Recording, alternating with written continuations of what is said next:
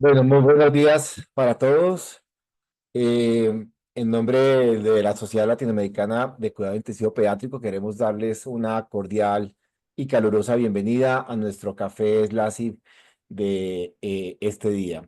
Es nuestro primer café SLASIP del año. Tenemos realmente un programa preparado para ustedes súper interesante, con tremendos conferencistas y con unas pláticas y unas conferencias de lujo.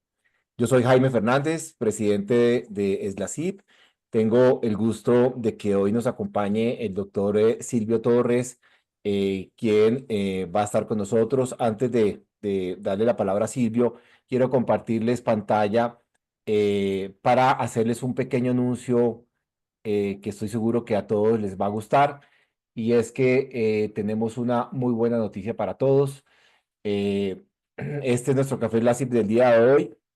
Terapia de soporte renal continuo en niños críticos, nefrólogos e intensivistas trabajando en equipo. Creemos que realmente es un espacio fantástico para eh, estrechar lazos, para construir puentes, para estar seguros que podemos trabajar con los nefrólogos y los intensivistas, con aquellos niños que lo están necesitando.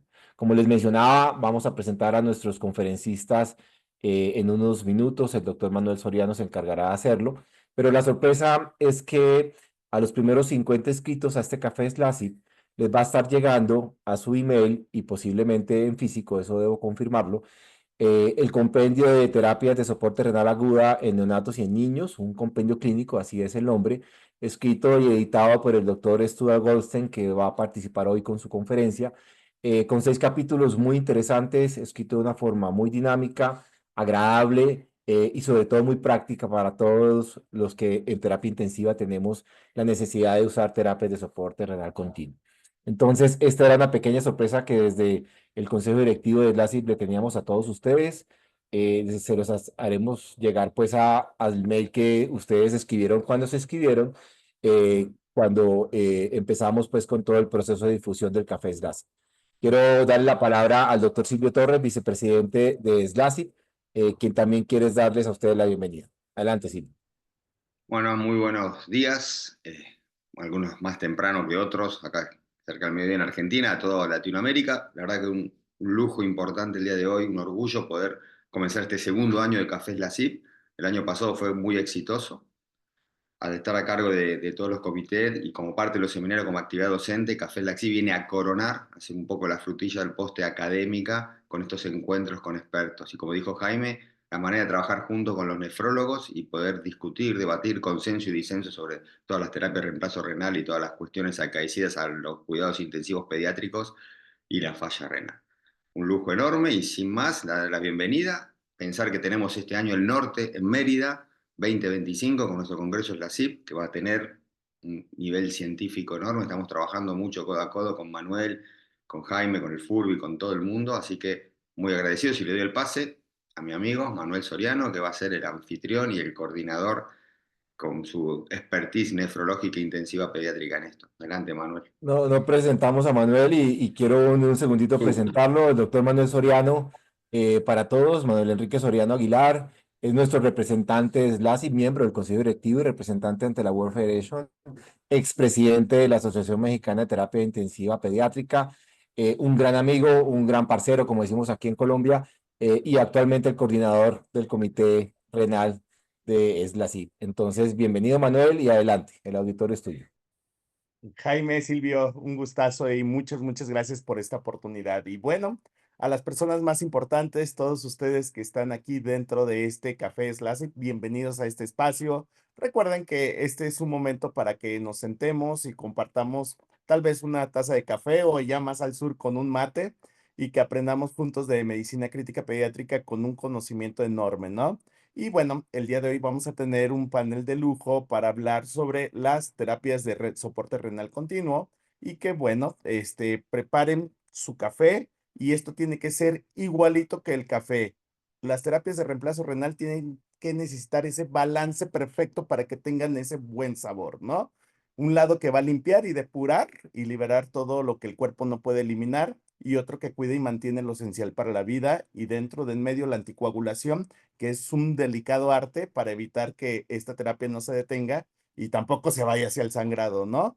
Y pues bueno, el día de hoy vamos a tener como ponentes a la doctora Mayerly Prada y después al doctor Stuart Goldstein y para cerrar la doctora Sara Fernández. Les recuerdo que pueden dejar dentro de la charla, durante la charla, todas sus preguntas dentro de la caja de preguntas para que en la discusión final podamos resolver la mayor cantidad posible. Y bueno, como Silvio ya lo dijo, no se les olvide también reservar las fechas del 5 al 8 de noviembre del 2025, ya que aquí en México estamos muy gustosos de recibirlos en Mérida, Yucatán, para el 17º Congreso Latinoamericano de Cuidados Intensivos Pediátricos por SLACI y por AMTIP. Y bueno, también va a ser el primer Congreso de Conceptos de Medicina Crítica y Urgencias. Este va a ser definitivamente una oportunidad para nuevamente verlos, abrazarlos y que sigamos creciendo juntos, ¿eh? Entonces, bueno, pues vamos empezando. En primer lugar, me gustaría presentar a la doctora Mayerly Prada Rico. Y pues bueno, ella es una nefrólogo pediatra en la Cardio Bogotá y vicepresidenta de la Asociación Colombiana de Nefrología Pediátrica. Y la doctora Prada, pues es un referente en nefrología pediátrica con mucha experiencia en terapias de reemplazo renal y combina su pasión clínica con el liderazgo académico para mejorar la atención de los niños en Latinoamérica. Y bueno, su tema es generalidades y fisiología de las terapias de soporte renal continuo. Muchas gracias, doctora. Bueno, muchas gracias, doctor, por su generosa introducción. Quiero, pues, antes que nada, agradecer a la Sociedad Latinoamericana de Cuidado Intensivo Pediátrico, al doctor Jaime Fernández por esta gentil invitación. Ustedes no se imaginan el gusto que tengo de poder compartir con ustedes este espacio, no solamente por lo que atañe a las terapias de soporte renal, como muy bien se han querido llamar para este seminario, que para mí es un tema fascinante, sino porque detrás de ello hay dos invitaciones implícitas. La primera, una invitación a volver la mirada a lo esencial, a lo básico, a las bases fisiológicas. Y la segunda, una invitación a trabajar en equipo. Y yo soy una absoluta convencida de que como en la vida, cuando se vuelve a lo esencial, todo lo demás definitivamente cobra mayor relevancia, más importancia, tiene más sentido. Y lo segundo, cuando se trabaja en equipo, sin duda se logran mejores desenlaces. Entonces, pues no siendo más, voy a entrar en materia, permítanme, voy a compartir mi pantalla y ustedes me confirman si la pueden ver sin dificultad.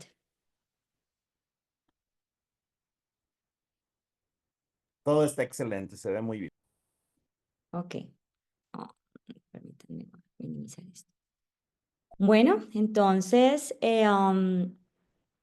bueno, todos sabemos que las terapias de soporte renal hoy en día se han convertido prácticamente en el estándar del manejo de los niños críticamente enfermos que requieren diálisis. Antes de los años 90, antes de 1990, la mayoría de publicaciones que existían eran alrededor de pacientes que no estaban necesariamente en la unidad de cuidado intensivo pediátrico, que requerían diálisis, pero casi que siempre tenían una enfermedad renal primaria.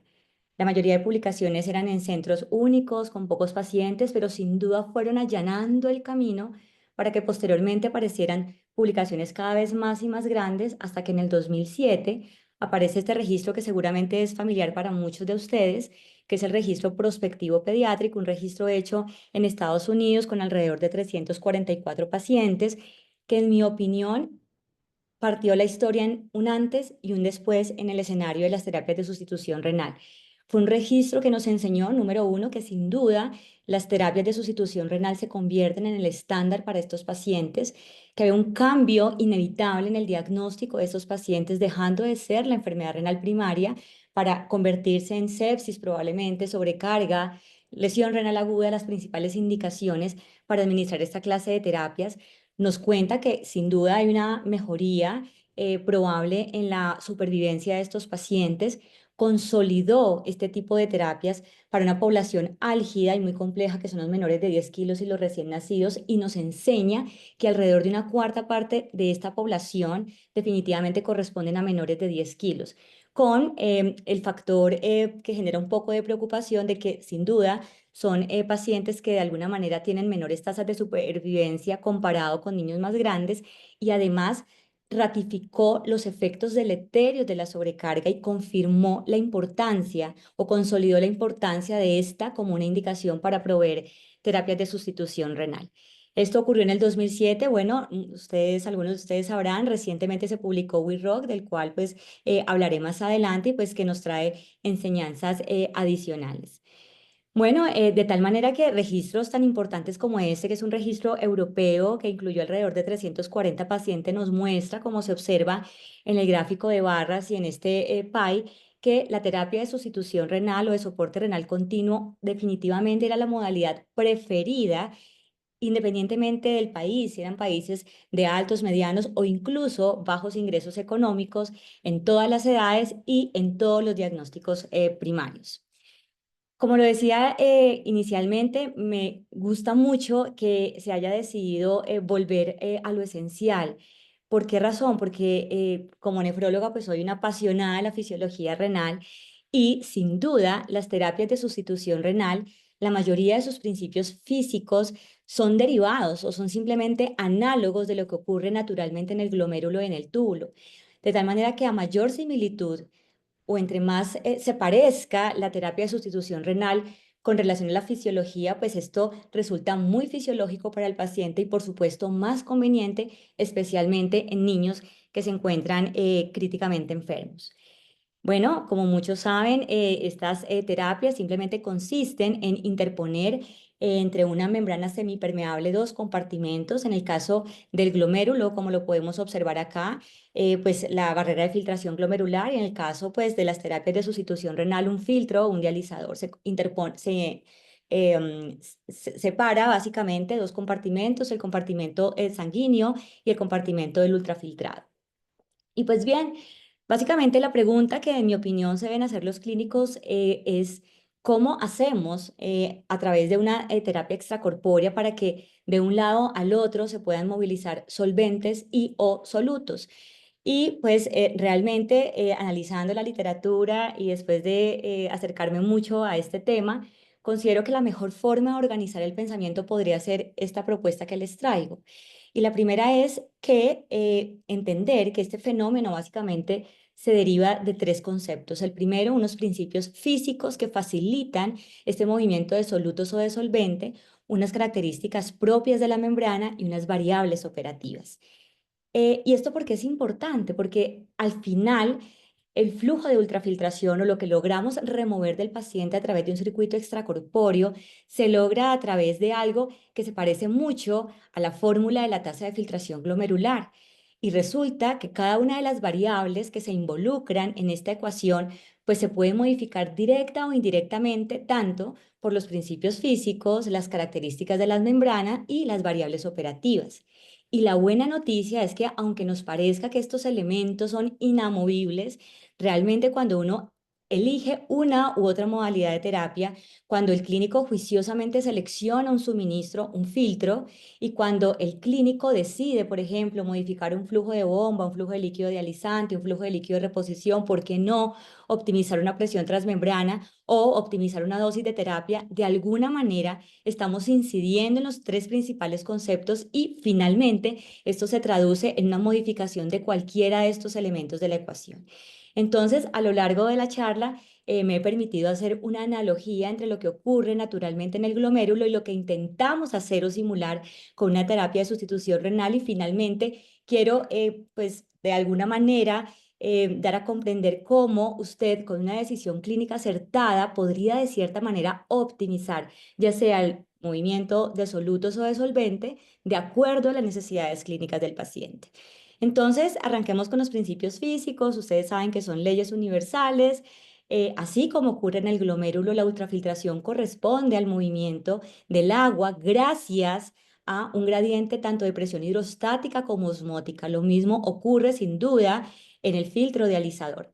La convección hace referencia al movimiento de solutos gracias a ese movimiento previo de agua, lo cual genera un arrastre de solutos y estos finalmente se pueden mover de un compartimento al otro. Y lo que sabemos es que gracias a este movimiento las terapias pueden ser de alguna manera eficiente para mover ciertos solutos de moderado peso molecular hasta que las características de la membrana se lo permitan. La difusión no es más que el movimiento de solutos gracias a un gradiente de concentración y resulta realmente del movimiento molecular aleatorio de los solutos.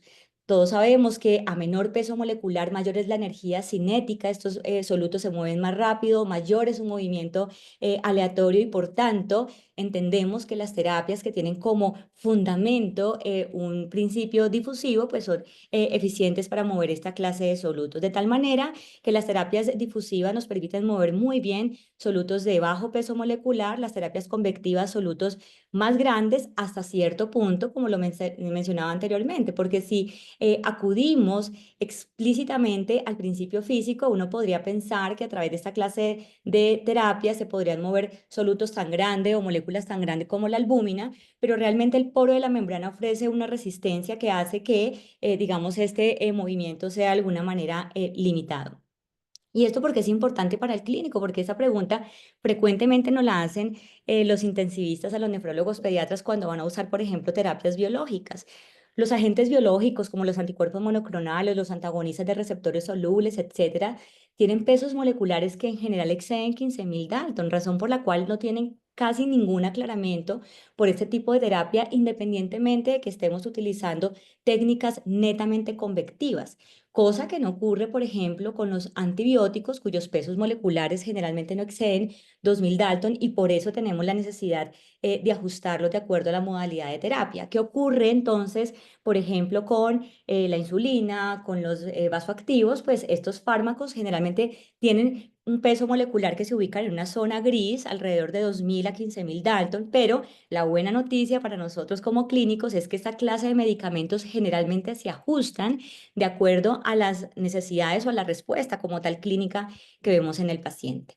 Entonces, de acuerdo al principio físico que rija la terapia, sabemos que hablamos de ultrafiltración lenta continua, es el principio físico de base es ultrafiltración. Si esta se reemplaza parcial o totalmente por convección, entonces surge la hemofiltración venovenosa continua. Si por el contrario el principio físico dominante es difusión, entonces hablamos de hemodiálisis venovenosa continua. Y si por el contrario lo que hacemos es combinar una terapia convectiva con un principio difusivo, pues tenemos la terapia híbrida o hemodiafiltración venovenosa continua. De manera global, lo que podemos decir es que desde el punto de vista técnico, lo que caracteriza de manera gruesa estas terapias es lo siguiente. En ultrafiltración simplemente se interpone el flujo sanguíneo con la barrera semipermeable en un compartimento de ultrafiltrado y gracias a ese juego de presiones hidrostáticas se genera una ultrafiltración. En las terapias convectivas hay un líquido de reposición que se puede colocar antes o después del filtro y esta es la hemofiltración venovenosa continua. En las terapias difusivas lo característico es involucrar un flujo de líquido dializante que usualmente corre en corriente, es un único paso y en paralelo al flujo sanguíneo y las modalidades mixtas, perdón, pues sencillamente combinan todo lo anterior, un flujo de líquido de reposición y un flujo de líquido dializante. A mí me encanta esta gráfica, siempre la uso para mis presentaciones porque de alguna manera y de forma gráfica nos permite comprender cómo sin duda las terapias lentas continuas como la hemofiltración venovenosa continua resulta ser mucho más fisiológica a la hora de depurar solutos. Fíjese cómo se comporta la reducción de nitrógeno ureico a lo largo de la terapia con esta clase de tecnología, a diferencia, por ejemplo, lo que hacemos en nuestras unidades renales con hemodiálisis intermitente u otro tipo de terapias híbridas. Y esta segunda me gusta mucho más porque básicamente compara los diferentes tipos de terapias dialíticas con lo que ocurre naturalmente en el riñón a la hora de depurar teóricamente un soluto de acuerdo a su peso molecular. Fíjense que la línea azul es la que más se parece al riñón. Por ende, lo que podemos concluir es que de todas las modalidades, definitivamente la hemofiltración venovenosa continua es la que más se aproxima a la fisiología renal y quizás sea la que es más generosa o más gentil con pacientes que se encuentran en situación crítica. Entonces, vamos con lo primero, pues claramente a uno le parece que el principio físico es una ley universal y que esto no lo podría modificar definitivamente el nefrólogo o el intensivista, pero cuando usted como clínico decide escoger una modalidad X de terapia convectiva, difusiva, mixta y demás, de alguna manera usted está influyendo en un principio físico, en una ley física que a su vez podría generar un cambio en esta ecuación y por ende optimizar ya sea el movimiento de solutos o el control de volumen en un paciente cuya necesidad primaria, por ejemplo, fuera esta. Vámonos entonces al segundo elemento que son las características de la membrana y básicamente esas son variables unidimensionales, geométricas establecidas por el fabricante, como lo son las mencionadas en la diapositiva, la longitud, las fibras, el radio interno, el espesor, el número de poros, el área de superficie y unos coeficientes que a veces son el dolor de cabeza de nuestros fellows o residentes en formación, que básicamente son 3 coeficientes y espero hablarles de ello de una manera muy sencilla para que de esta manera empecemos a acercarnos un poco más a estos conceptos que resultan tediosos en un primer acercamiento. Y son básicamente estos 3 coeficientes, el coeficiente de ultrafiltrado, el coeficiente de tamizaje o de cribado y el coeficiente de transferencia de masas. Y esto no es más que una información que nos provee el fabricante que nos permite entender como clínicos cuál es la permeabilidad hidráulica o la permeabilidad a los solutos que tienen los filtros que hemos seleccionado. El coeficiente de ultrafiltración hidráulica nos dice precisamente eso, cuál es la permeabilidad hidráulica de la membrana, diferencia del coeficiente de cribado o el coeficiente de transferencia de masas que habla básicamente de la permeabilidad de los solutos. ¿Y cuál es la diferencia entre estos dos últimos? Básicamente que el primero nos dice qué tan permeable es la membrana o qué tan capaz es de mover un soluto por convección, en tanto que el coeficiente de transferencia de masa nos cuenta qué tan capaz es la membrana de mover un soluto por difusión.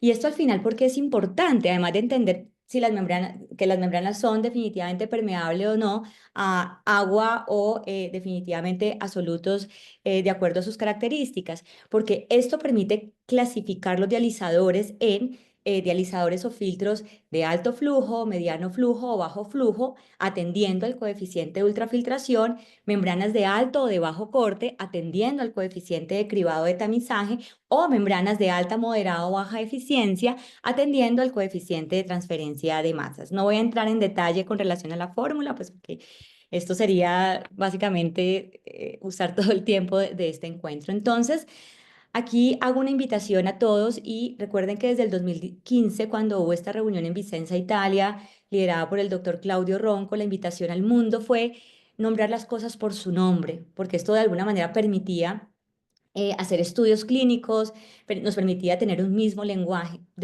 Por esa razón, atendiendo estos principios fisiológicos, debemos entender que alto flujo, alta permeabilidad y alto corte no son términos intercambiables. Uno lo ve con alguna frecuencia en la clínica. Lo primero hace referencia simplemente a la permeabilidad del agua y lo segundo, la permeabilidad de los solutos, lo cual depende sin duda de las características intrínsecas de la membrana. En otras palabras, a las características de los coeficientes que hemos mencionado.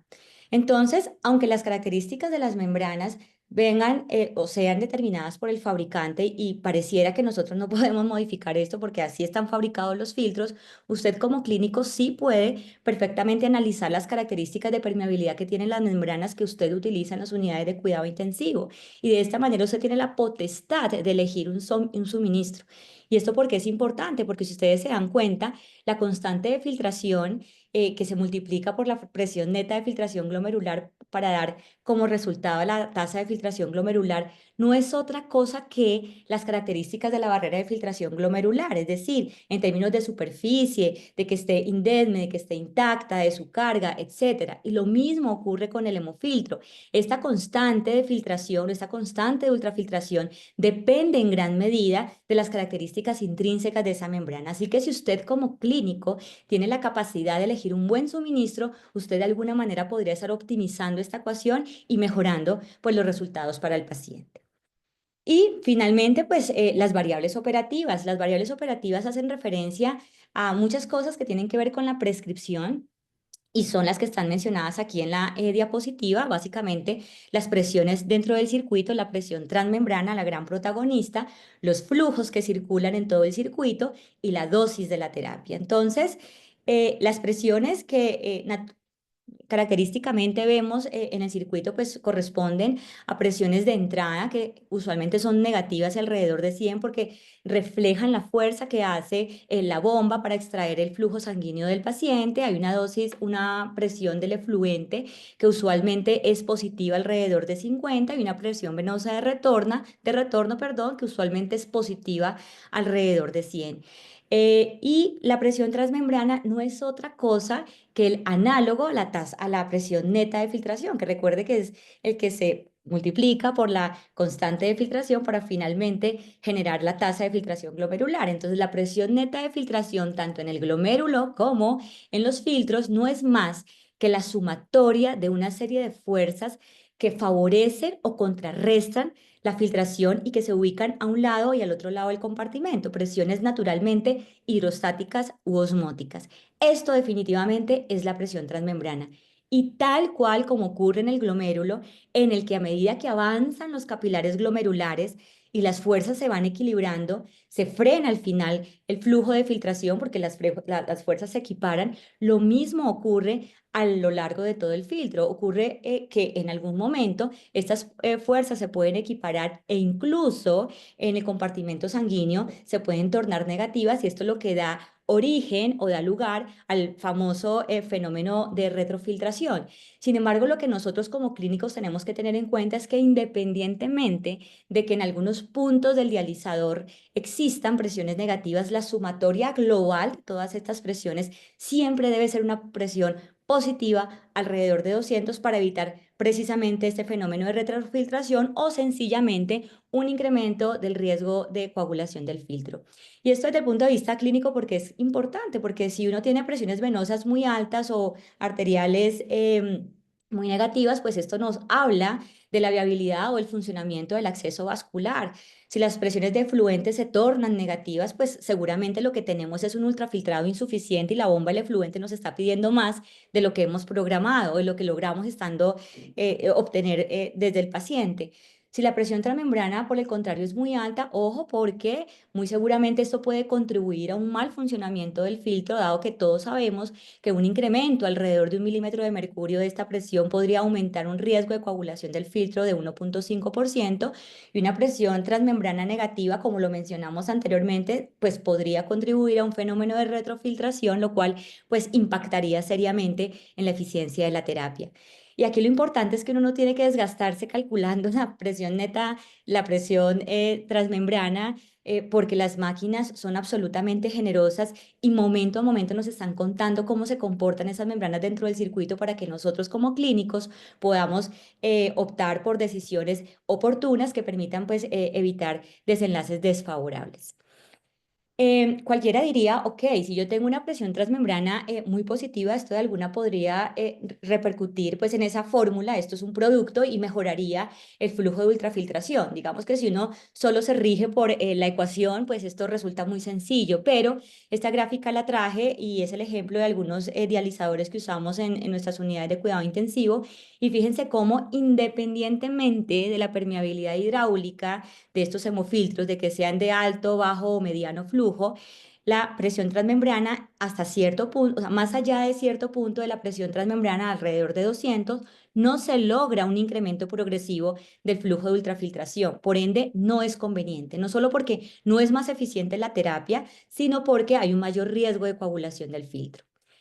Los flujos, pues básicamente corresponden al volumen de un fluido que circula o se extrae de la máquina o del paciente por unidad de tiempo. Todos se representan o se expresan en mililitros por hora, excepto el flujo sanguíneo que se expresa en mililitros por minuto. Entonces, el flujo sanguíneo depende fundamentalmente de la modalidad que seleccionemos, del acceso vascular, de la estabilidad hemodinámica del paciente. Sabemos que se calcula en pediatría de acuerdo pues, a estas fórmulas. Usualmente no excede 5 mililitros por kilogramo de peso por minuto. Pero aquí el concepto clave es el siguiente. Y o igual a lo que ocurría con la presión transmembrana, por más de que creamos que aumentar el flujo sanguíneo podría aumentar la presión hidrostática en el compartimento sanguíneo y por ende el gradiente de presión, el movimiento por ultrafiltración, convección, etcétera, pues realmente esto no es tan así porque requeriríamos definitivamente dializadores de muy alta eficiencia, como lo muestra aquí la gráfica, para que al aumentar progresivamente el flujo sanguíneo se incremente de la misma manera o en la misma proporción la depuración de un soluto, en este caso la urea, que es la que está representada.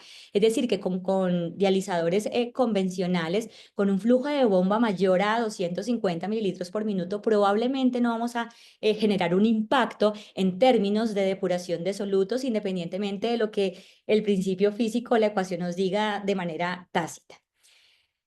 El flujo de líquido dializante, pues básicamente tiene como objetivo generar un gradiente de concentración. ¿Y cómo se maximiza ese gradiente de concentración de los solutos? Pues básicamente por las características de su composición. Tiene una baja cantidad de toxinas urémicas, que son las que nos interesan remover como tal del paciente y que están en el compartimento sanguíneo. Y por otra parte, siempre se coloca en contracorriente, un paso único y en paralelo. ¿Por qué razón? Porque si este flujo corre de esta manera, es una forma de maximizar el gradiente de solutos en todos los puntos del dializador. Si este flujo se colocara en paralelo continuamente y no en contracorriente, pues llegaría a un momento en el que se alcanzaría un equilibrio osmótico y o un equilibrio de concentración y pues por esta razón frenaría el movimiento de solutos o no sería tan eficiente como pues nosotros queremos para nuestros pacientes.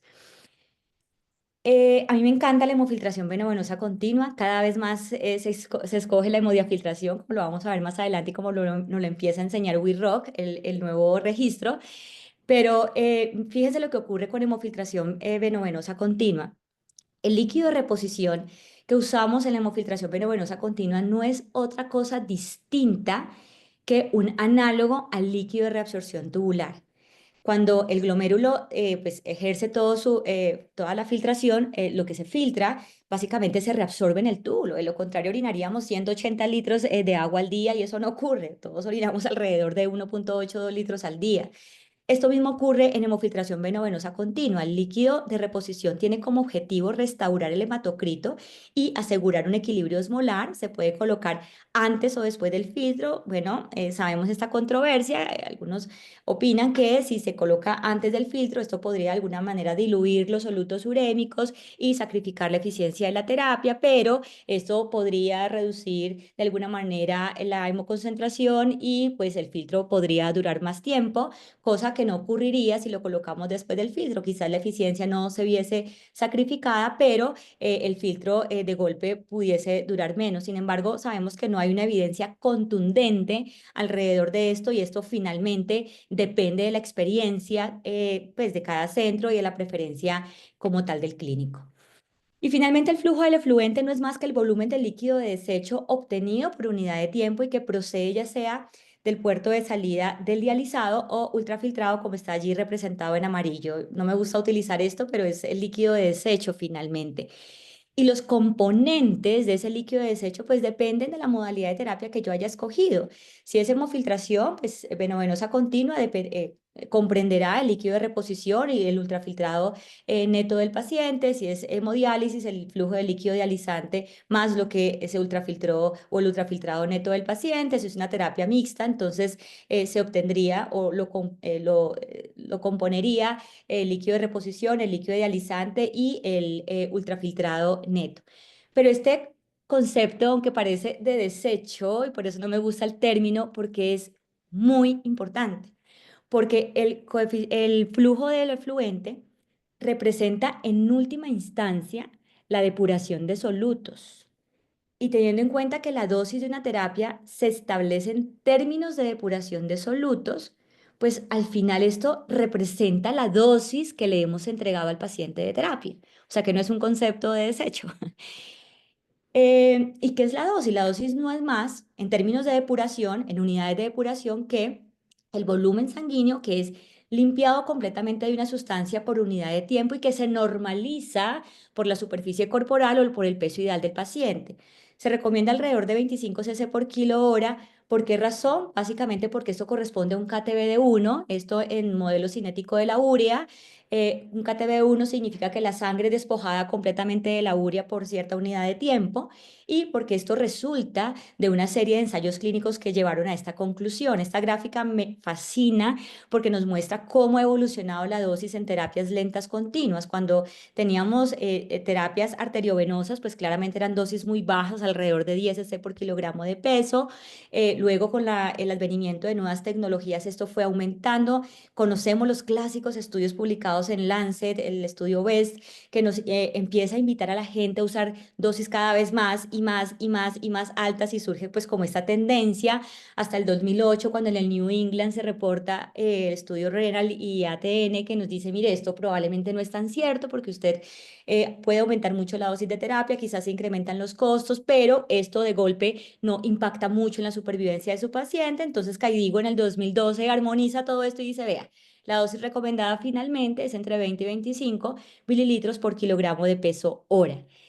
Pero esta dosis, sin duda, como lo vimos anteriormente, es más basado en un modelo cinético de la urea hechos naturalmente en pacientes con falla renal crónica, enfermedad renal primaria, fuera de la UCI, estables, sin interrupciones de la terapia, con tiempos predecibles de terapia y con enfoques muy simples que permiten predecir resultados con este tipo de dosis. Un modelo centrado en el paciente crítico, pues es un paciente que está agudamente enfermo, inestable, con volúmenes de distribución cambiantes y hay dificultades operativas que sin duda pueden hacer que se interrumpa la terapia, de tal manera que al final, en la práctica, básicamente se alcanza entre el 70 y el 80% de la dosis predicha. Por eso es que quizás la recomendación en este escenario es que las dosis sean un poco más altas, alrededor de 25 a 40 cc por kilogramo de peso hora. Entonces, finalmente, las variables operativas, que era lo que al comienzo uno le parecía que era como que en lo único en lo que uno podía influir, pues sin duda, ajustar cualquier variable operativa, ya sea optimizar una presión transmembrana, ajustar una dosis de terapia para que el paciente reciba la que finalmente queremos, independientemente de las interrupciones, optar por uno u otro flujo sanguíneo, de líquido dializante o de reposición, pues al final, ¿en qué repercute? En que se modifique sin duda esta presión neta de filtración y de alguna manera mejore el flujo del ultrafiltrado y se pueda optimizar el movimiento de solutos y o de solvente. Esto pues no voy a profundizar en eso, simplemente es para invitarlos a leer esto. Vean, llevábamos desde el 2007 casi 20 años esperando ansiosamente un registro como el que se publicó en esa época en los Estados Unidos. Este es We Rock, está recientemente publicado en la puerta de la panadería, como se dice, o en la puerta del horno, como se dice coloquialmente. Un registro con 980 pacientes, 32 centros, 7 países, Canadá, Reino Unido, Italia, España, Australia, 6 años de seguimiento. Y solo le quiero traer 4 conceptos claves.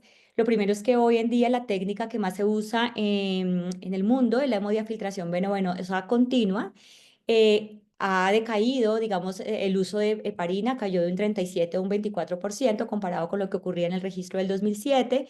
El citrato cada vez más es seleccionado en las unidades de cuidado intensivo como técnica de anticoagulación, pasa a un 62%. La dosis prescrita, fíjense que el promedio es alrededor de 41 cc por kilogramo de peso hora, lo que mencionábamos anteriormente, más alta de lo que tradicionalmente nos dice Caidigo. Y pues esto sí deja un poco de zozobra porque la supervivencia 18 años después realmente no es notablemente mejor comparado a lo que previamente se ha publicado, pasó de un 58 a un 64%, pero aquí lo llamativo es que independientemente de estos aspectos técnicos, no hubo cambios en la mortalidad, o sea, pareciera que los pacientes pues sin duda llegan más enfermos, el hecho de que no lleguen con enfermedades renales primarias, sino con sepsis, sobrecarga, lesión renal aguda, malignidad, trasplante, etcétera, hace que sean pacientes muy complejos y pues esto es una invitación sin duda a seguir mejorando. Finalmente, pues bueno, en la salud como en la vida, el trabajo en equipo sin duda marca la diferencia entre la supervivencia y una atención excelente y la excelencia. Muchas gracias. Muchísimas gracias, de verdad. Muy, muy, muy, muy, muy linda presentación en donde repasamos toda la parte fisiológica y que para el intensivista híjole, o sea, es una condición de que el intensivista es un fisiólogo y necesitamos entender esta fisiología y lo diste de una manera muy, muy entendible. Gracias por esta charla. Pues muy bien, gracias de verdad, doctora Mayerly. Bueno, pues vamos a continuar con el programa. Les recuerdo que no olviden de dejar sus dudas en la cajita de preguntas y pues bueno, al final intentaremos contestar la mayoría de ellas. Ahora es un honor presentar al doctor Stuart Goldstein, quien es nefrólogo pediatra y director del Centro de Nefrología de Cuidados Agudos en Cincinnati Children's Hospital. Se formó en Columbia University y se especializó en el Boston Children's Hospital. Y bueno, su investigación ha transformado el entendimiento de la lesión renal aguda, liderando estudios claves y fundando el Prospective Pediatric IQ Research Group. Tiene más de 400 publicaciones científicas y es una figura clave en las terapias renales pediátricas a nivel global. Su tema es terapias de soporte renal continuo, las controversias. Muchas gracias.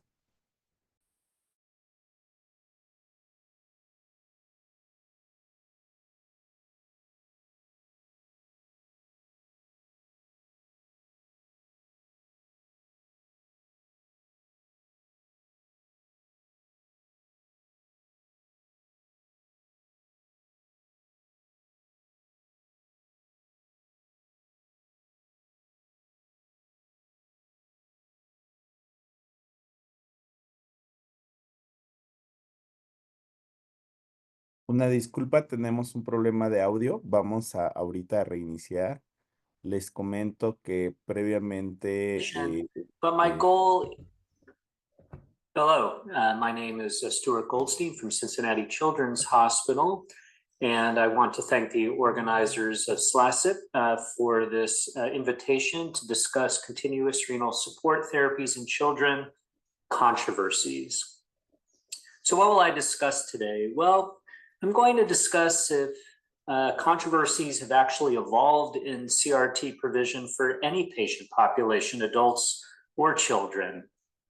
I'll discuss the current controversies, again, in CRT provision for any population, but my goal is to also highlight what the controversies are specific to children and neonates who require CRRT. The biggest controversy actually started nearly 30 years ago as CRT was being developed, first as arteriovenous forms of hemofiltration and then to venovenous forms.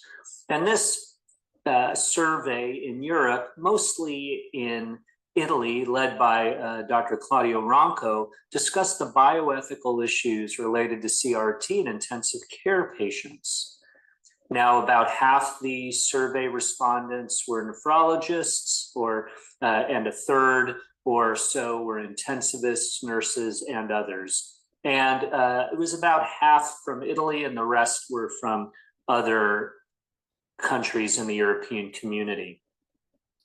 Now, what you can see here is that in terms of deciding when not to start CRT, both intensivists and nephrologists rated patients with a short expectation of life or a poor quality of residual life as a reason to not start renal replacement therapy. And I bring this up because I want to put this in contradistinction to children later in the talk. What about withdrawing criteria for stopping CRT? Well, mostly it was because of worsening conditions or the concept of ineffective CRT. Now, I'll note that this paper came out in 2000 before Dr. Ronco's dose study. So this was really in the early years of CRT.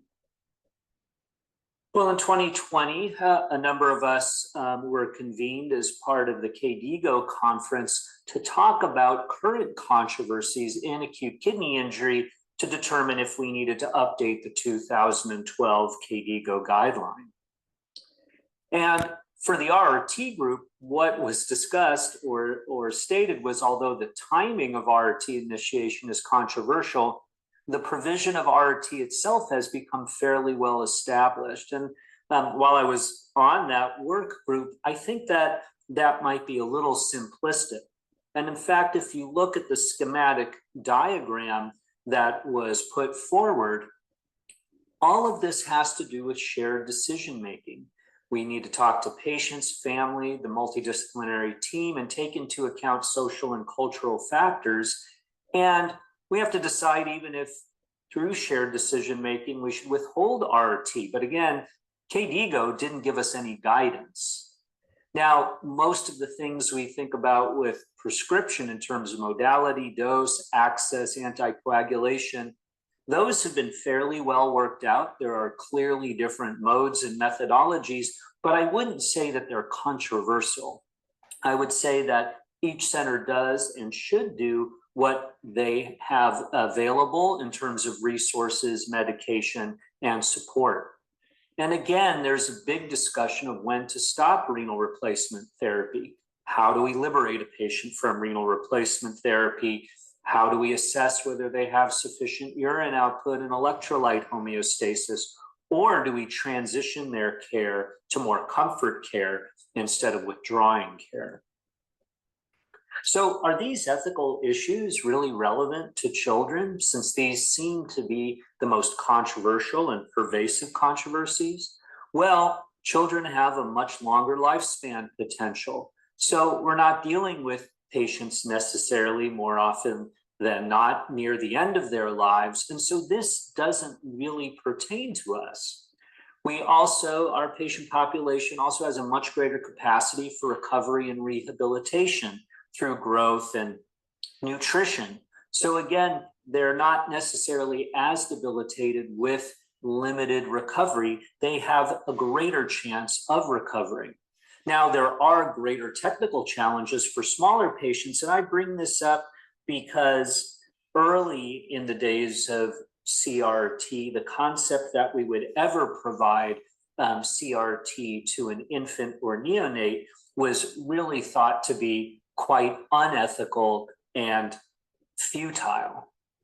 Now, we started challenging this concept back in 2003, and this is a paper from Jordan Simmons and about 5 different centers in the United States that just reported our experience with respect to renal replacement therapy in kids under 10 kilos. I'll note that the machines we were using then were adapted machines from adults. The Prisma machine, which was the first truly dedicated CRT machine, had just been made available, and only about 20% of patients in this cohort received a CRT with a dedicated machine like the Prisma. And what I want to point out, again, in this study that's now 2 decades old, is that 38% of kids out of the 85 total kids actually survived, with a little bit of a lower survival rate in kids under 3 kilos.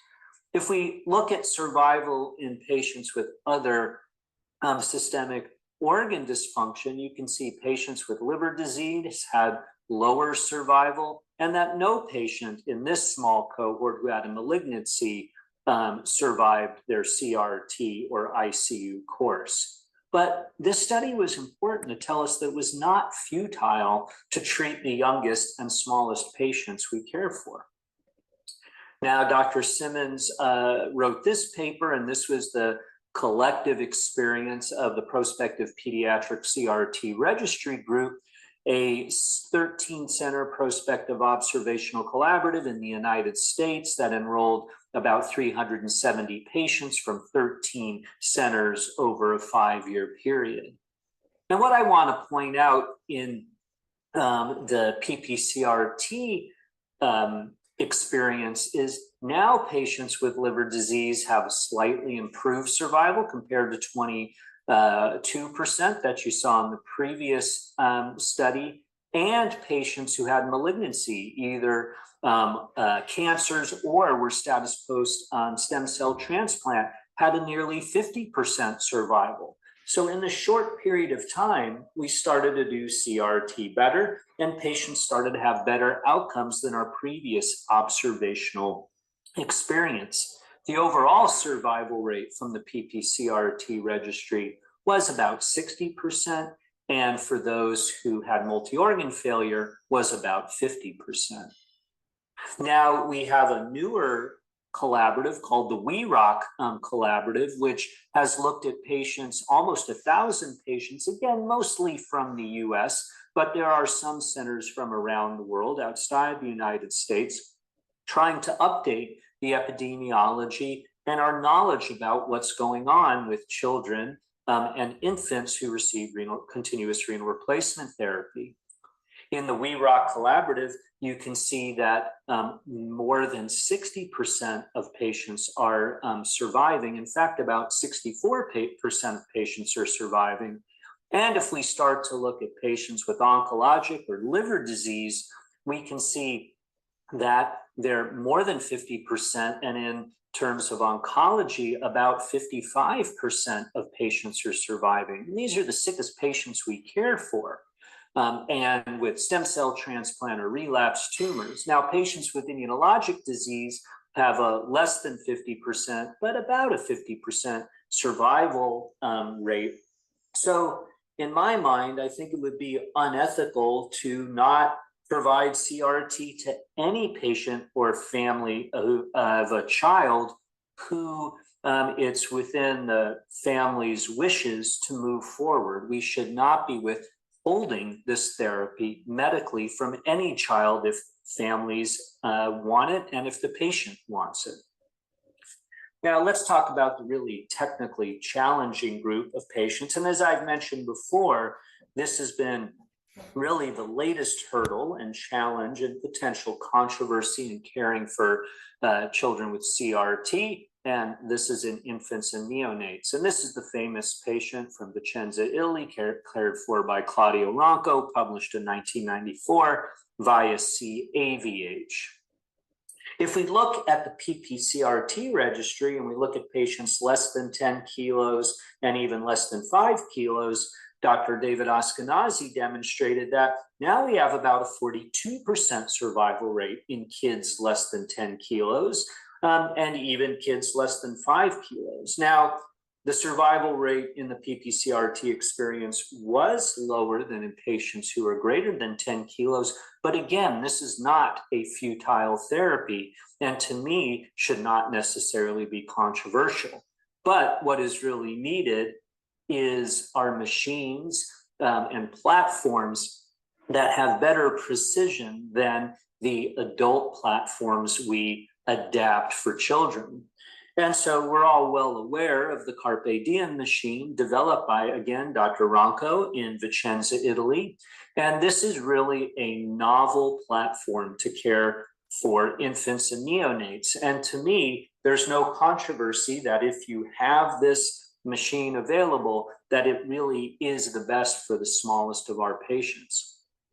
The smallest filter has an extracorporeal volume of 27 milliliters. In Europe, you can get a filter that goes down to 21 milliliters. And the benefit of this platform is the scale accuracy is incredible. It's accurate to 1 gram per hour. And so for the smallest of our patients, it's really important that we have this kind of volumetric control, whereas adult platforms may have accuracy of 70 mils for every 3 hours. While that may be acceptable for a larger child than an adult, it really can cause issues and safety concerns for our smallest patients. And it has novel rotors that allow the pumps to run, blood pump to run at 2 mils per minute without clotting. And so again, for smaller patients, it's important that we can get to less than 20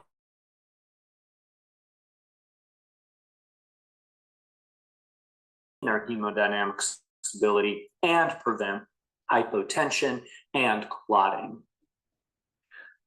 So we worked with a number of our Italian colleagues with an Italian registry to get FDA clearance for Carpe Diem in the United States. And this study compared children less than 10 kilos and less than 5 kilos from the Italian registry to patients in the prospective pediatric CRT registry group. And from this graphical abstract, you can see that there were 48 patients to match from the PPCRT compared to 34 patients in the Italian registry. And what was important was that the survival to CRT discontinuation was significantly better in the Carpe Diem registry. Only one patient under 10 kilos did not survive to CRT discontinuation in the Carpe Diem registry, compared to about 44% of patients surviving in the PPCRT. Now, it's important to realize that the survival to ICU discharge was no different, but this just implies to me, or at least I infer, that it means that children were dying from their underlying disease and not from the adverse events associated with CRT. And so the Carpe Diem platform gave these smaller children a better chance to survival to ICU discharge. If we put a number of factors that are associated with mortality in critically ill infants and children who receive CRT, we can see that being in the Carpe Diem registry had an outsized odds ratio for survival. And yes, this is a small study with a wide confidence interval, but we could say that when we control for weight and need for vasoactive medications and the need for invasive mechanical ventilation, that being in the Carpe Diem registry conferred a survival benefit. Okay, well, what if we don't have Carpe Diem? And my former fellow, good friend, and really the world expert in neonatal acute kidney injury, David Ashkenazi, is pictured in the right. And he had the idea of using an ultrafiltration machine, the Aquadex, which was really first indicated for patients with heart failure. And he created a system with pre-dilutional CRT, CVVH, using a CRT fluid in the pre-dilutional mode. And this has a very small circuit volume as well as 33 milliliters. And there's a hematocrit monitoring line that is optional, but allows you to look non-invasively at hematocrit in real time to determine if we're creating hemoconcentration and potentially dehydrating the patient. Dr. Shaina Menon, as well as Dr. Ashkenazi, and our team at Cincinnati Children's reported our retrospective multi-center study of the Aquadex in this mode. And what I want to focus on, out of these 117 patients, nearly 3/4 of them were actually less than 10 kilos. They received a number of different modalities, including SCUF or prolonged intermittent renal replacement therapy, or CVVH itself. Now, more than half of these patients did not survive to ICU or NICU discharge. However, about 1/4 of them did survive. And many of these patients were patients not with acute kidney injury, but had congenital anomalies of the kidney and urinary tract that were discovered on prenatal ultrasound. And these patients ended up requiring dialysis at birth. These patients in the past would have never been provided the opportunity to survival. And now with a machine like Aquadex or Carpe Diem, we can now give these kids a chance to get to peritoneal dialysis and ultimately to kidney transplant. And this has become a big part of our program at Cincinnati Children's Hospital. When we see patients have fetal anomalies, oligohydramnios, these patients mothers receive amnio infusions, and we are able now to get more than half of these kids to kidney transplant. So again, 10 years ago, this would have been controversial. No one would have been offering anything to these families, and now we have the ability to improve outcomes. So let's talk about controversy now. I think we've seen improvements in outcomes in all pediatric populations who receive CRT. I hope I've convinced you of that. And that there should be no controversy in terms of a pediatric population that could benefit from CRT. No population should be excluded unless they have a lethal genetic anomaly or have no chance of surviving their underlying illness, whether it's cancer, liver failure, etc. But if a patient has a chance for survival and they have renal failure, whether it's acute or chronic, we should try to support them. Now, the other controversy I'll come back to is what KDIGO stated, that their only controversy really that exists in their mind is the time to initiate and when to stop. So let's look at some adult studies, because there's been a lot of focus on randomized trials to look at earlier versus later initiation of CRT. And this nice summary from Ron Wald, Rich Jung, and my good friend Sean Bagshaw really are looking at the summary of potential benefits and shortcomings of RT initiation in the absence of urgent indication. So in the absence of severe hyperkalemia or uremia, the benefits are avoidance of everything, prevention of volume overload, avoidance or reversal of acid-base derangement. The shortcomings are really a catheter causing hypotension, the risk of infection, potentially bleeding. And while these risks should not be discarded just at hand, our technical abilities, as I've shown you, are pretty good. And so these should not limit the initiation of renal replacement therapy. Now, there have been 4 large and actually 5 large studies, but I'm just going to mention the 4 that are in this article that looked at early versus later initiation. But what I want to point out is that the differentiation and timing was all based on KDIGO creatinine stage, 2 versus 3, or oliguria with over a period of time of 6 hours, rifle criteria, or timing with an hourglass to 48 to 60 hours, or again, stage 2 or other criteria.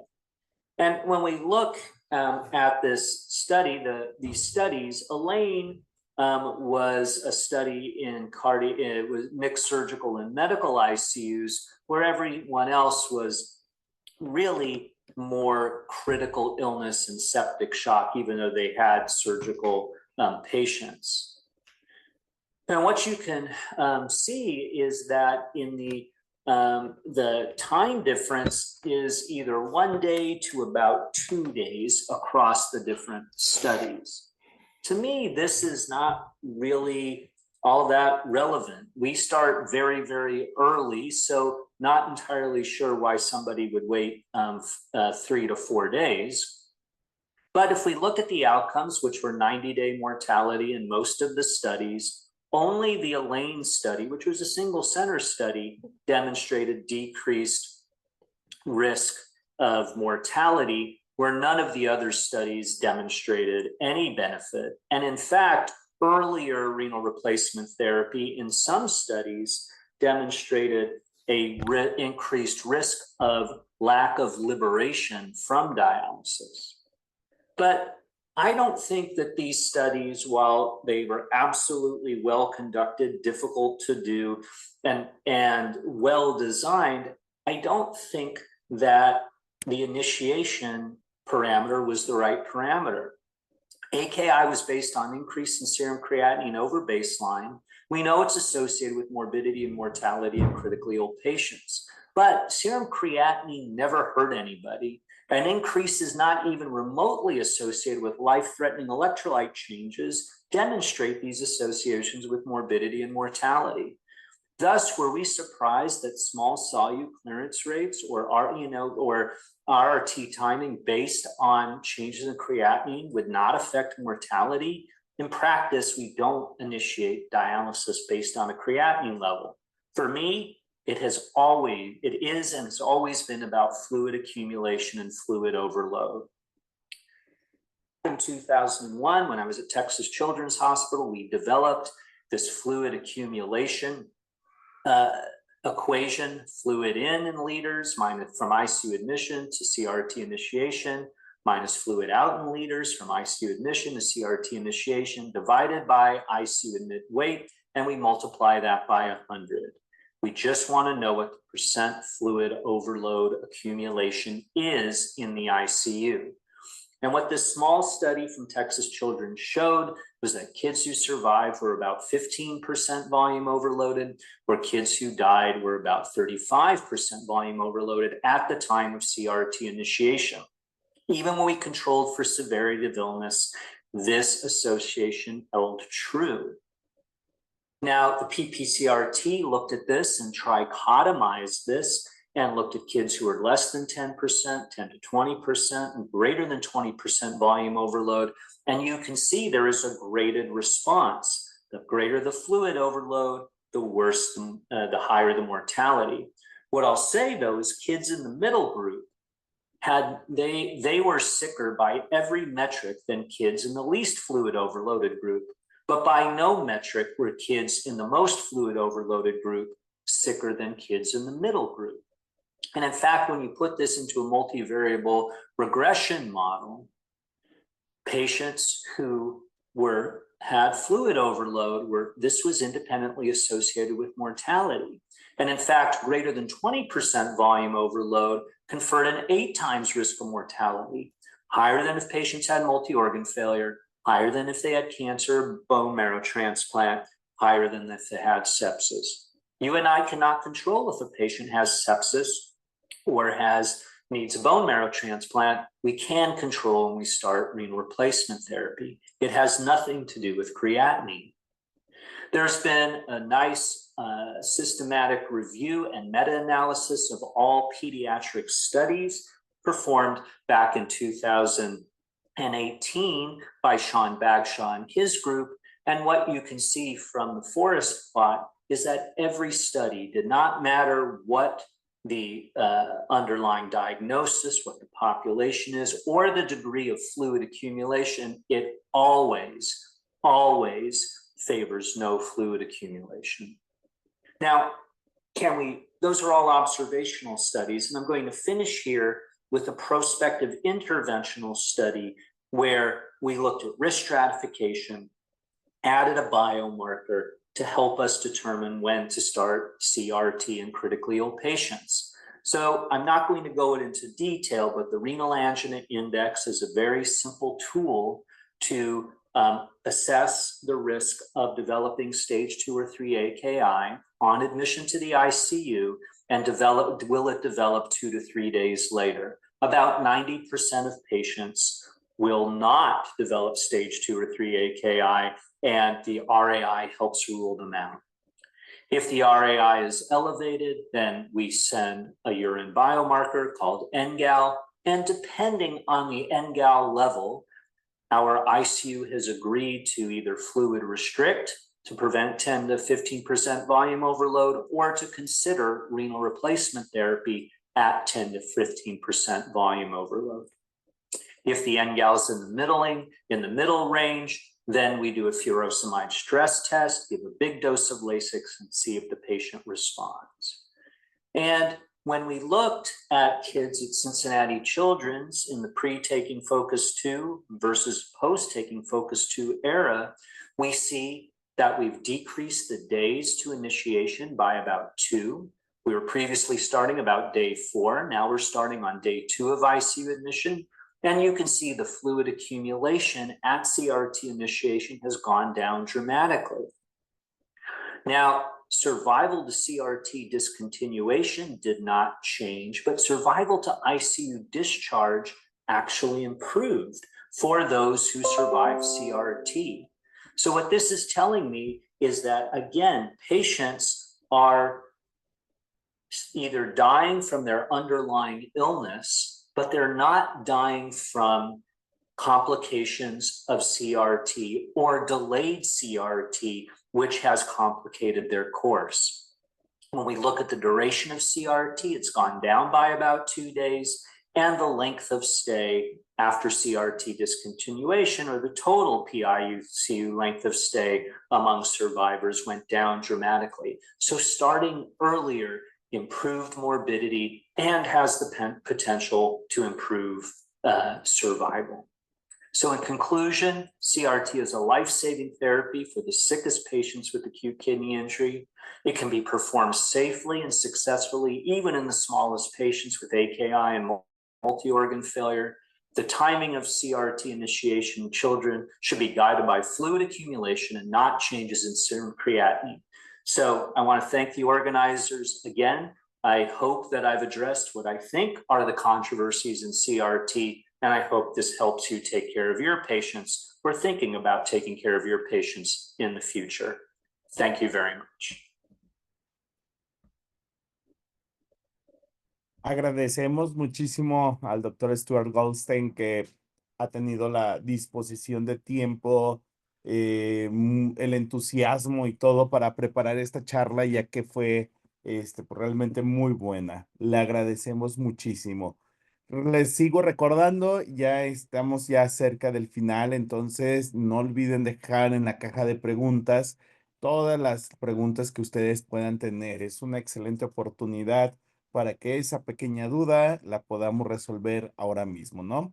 Y finalmente, bueno, pues quiero también con gran entusiasmo presentar a la doctora Sara Nicole Fernández Lafever, quien es pediatra intensivista de la Unidad de Cuidados Intensivos Pediátricos del Hospital General Universitario Gregorio Marañón en Madrid, España. Y bueno, aquí la experiencia combina la práctica clínica con la investigación, siendo una experta en anticoagulación en terapias renales. Y pues bueno, aquí vamos a encontrar ese equilibrio esencial entre mantener el acceso terapéutico y evitar complicaciones hemorrágicas. Y bueno, el tema es anticoagulación en el soporte renal. Muchas gracias, doctora. Muchísimas gracias, Manuel. Y muchísimas gracias a todo el comité y los que habéis hecho posible este espacio de compartir, este cafecito SLACIP. La verdad es que estoy emocionada de poder compartir con ustedes este ratito. Para ustedes allá en América es la hora del café matutino, para mí es la hora del café después de comer. Así que muy buenas tardes a todos. Voy a compartir pantalla un momentito.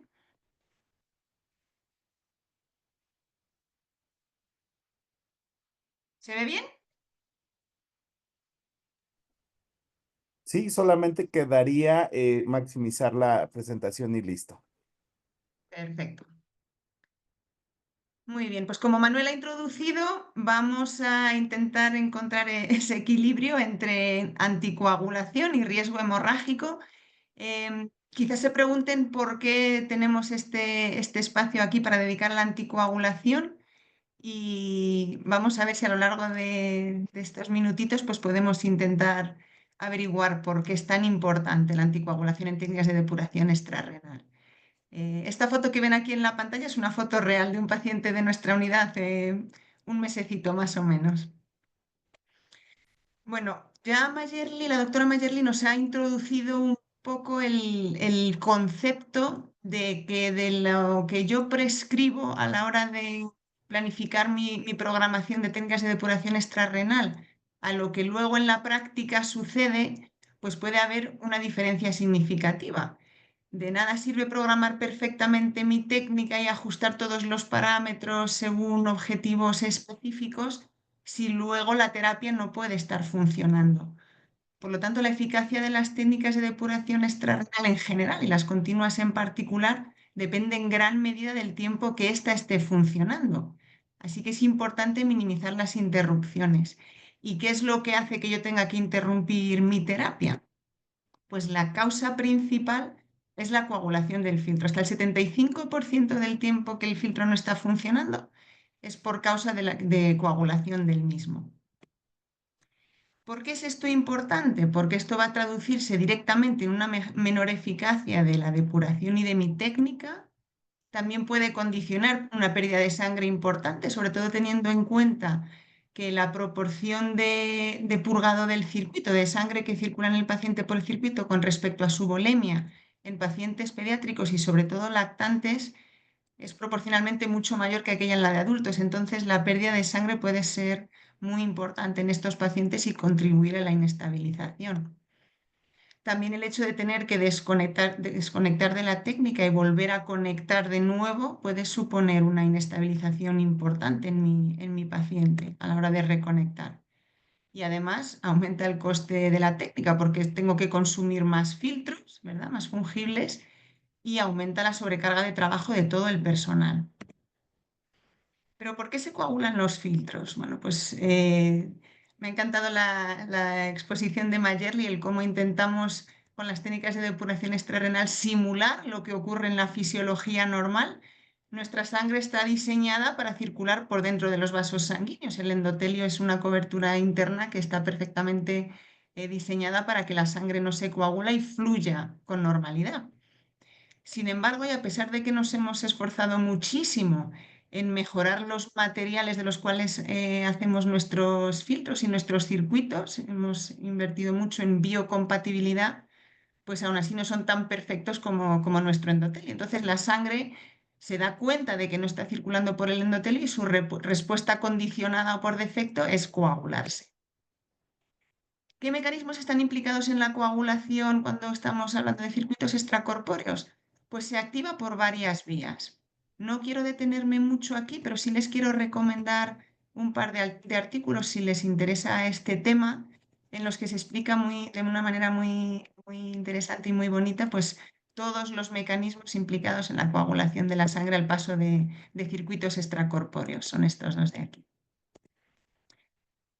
Aparte del hecho de que la sangre circule por un circuito extraño, que no es el propio endotelio, en pediatría tenemos unas dificultades añadidas, como el hecho de que los pacientes, al ser más pequeños, tienen una menor volemia y un menor tamaño de sus vasos, por lo tanto tendremos un flujo de sangre más restringido que en pacientes adultos, y además proporcionalmente la superficie del filtro es mayor con respecto al tamaño del paciente. Todo esto va sumando al riesgo de que esa sangre pues, estropee nuestro circuito por coagulación.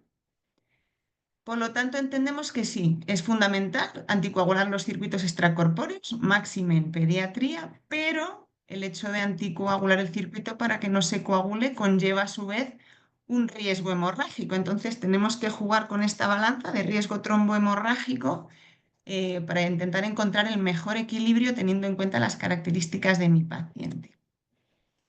Si yo pudiera elegir cuál sería mi anticoagulante ideal, bueno, pues si pudiera pedir, sería un anticoagulante eficaz, un fármaco que sea eficaz para evitar la formación de trombos en el circuito, que no tuviera riesgo hemorrágico o mínimo riesgo hemorrágico y tampoco tuviera otros efectos secundarios sistémicos, que estuviera disponible, fácilmente disponible en cualquier centro, en cualquier parte del mundo y en cualquier unidad, que además sea un fármaco con el que tenemos experiencia y existan protocolos y esté muy bien protocolizada su utilización, que sea fácil de monitorizar su efecto para yo poder titularlo en función de las necesidades de mi paciente y idealmente que tuviera una vida media corta, de tal manera de que si yo necesito interrumpir la administración de este anticoagulante por cualquier motivo, inmediatamente deje de ver ese efecto sobre el paciente o, en su defecto, disponer de un buen antídoto.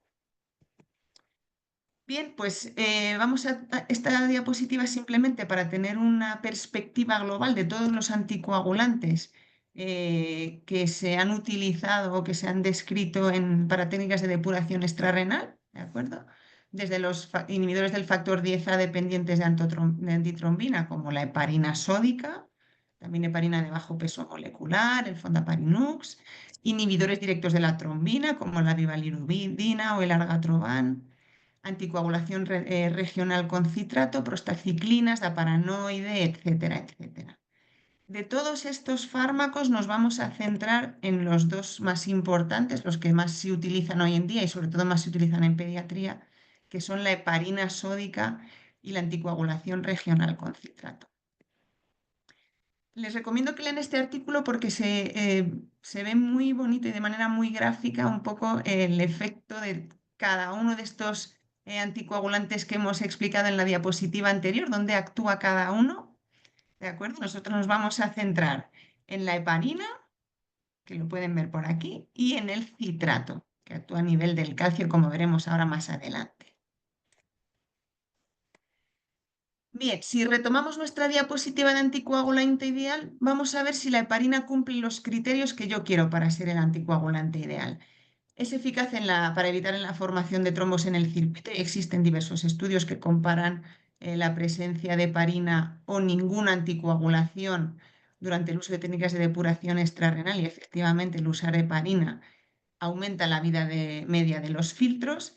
Y quiero compartir simplemente una diapositiva de un estudio que hicimos en nuestra unidad en la que vemos no solo que utilizar heparina con respecto a no heparina aumenta la vida media de los filtros, sino que además es dosis dependiente. Mayores dosis de heparina suponen una mayor vida útil del filtro. Además de ser eficaz para evitar la formación de trombos en el circuito, está disponible en prácticamente cualquier centro del mundo. Es un fármaco que está muy ampliamente distribuido, que tenemos mucha experiencia en su uso porque se utiliza para múltiples circunstancias. Tenemos unas guías protocolizadas a la hora de cómo utilizar la heparina. Es relativamente fácil de monitorizar, ya que podemos monitorizarlo a pie de cama utilizando el ACT, ¿de acuerdo? O podemos monitorizarlo también a nivel de laboratorio midiendo el TTPA, o en algunos centros se dispone incluso de actividad antidieta. Tiene una vida media relativamente corta, 1 hora y media, 1 hora más o menos, que bueno, es un poquito más largo de lo que nos gustaría, pero no está mal, pero sí que disponemos de un antídoto, que es el sulfato de protamina, o sea que podríamos revertir el efecto de la heparina rápidamente si tuviéramos un problema. Ahora, ¿cuál es el principal problema de la heparina? Que sí que tenemos un riesgo hemorrágico, ya que estamos anticoagulando también al paciente, y veremos que también tiene algunos efectos secundarios. ¿Cuáles son algunos de estos efectos secundarios, aparte del riesgo hemorrágico? Pues tenemos trombocitopenia inducida por heparina. Si bien es verdad que este efecto se ve más en adultos, en niños es más raro encontrar trombopenias inducidas por la heparina específicamente, pero también está descrito. También podemos tener una resistencia a la acción de heparina. Además, recuerden que depende directamente de la presencia de antitrombina 3. Por mucha dosis de heparina que yo tenga, si mis niveles de antitrombina 3 son bajos, no voy a ver el efecto deseado. Y además depende su aclaramiento de la función renal. Y si estamos con una técnica de depuración extrarrenal, es probable que la función de nuestro riñón esté afectada, incluso que no sea constante a lo largo de toda la evolución del paciente. Entonces puede variar el efecto que yo vea por la heparina debido a diferencias en el aclaramiento. En cuanto al manejo práctico de la heparina sódica, ya hemos adelantado en las charlas anteriores algunos resultados del estudio WeRock, en el que hemos podido ver un cambio en cuanto a la proporción de uso de heparina. Hace unos años la heparina era claramente el método de anticoagulación más utilizado. Quizás si miramos a nivel mundial probablemente todavía tenga cierta predominancia, pero desde luego en la mayoría de los centros hoy en día se prefiere la utilización de citrato, entonces la heparina es menos frecuente. Pero vamos a explicar cómo se utiliza porque seguimos utilizándola, aunque menos. Los sistemas se purgan por defecto con un suero salino fisiológico, siguiendo las instrucciones del fabricante. Además, cuando iniciemos la terapia vamos a reforzar con un bolo de heparina administrado antes del filtro, ¿de acuerdo? En el puerto que sea prefiltro. Y lo seguiremos de una perfusión continua cuya dosis variará en función de los objetivos de mi paciente. Por defecto ponemos 5 o 10 unidades kilo-hora y luego iremos titulando en función de los controles que hagamos o bien de ACT o de APTT.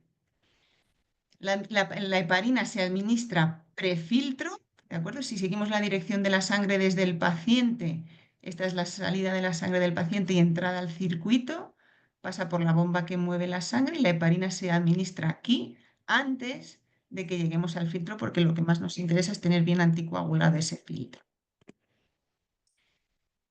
Y bien, ahora vamos a ver la anticoagulación regional con citrato.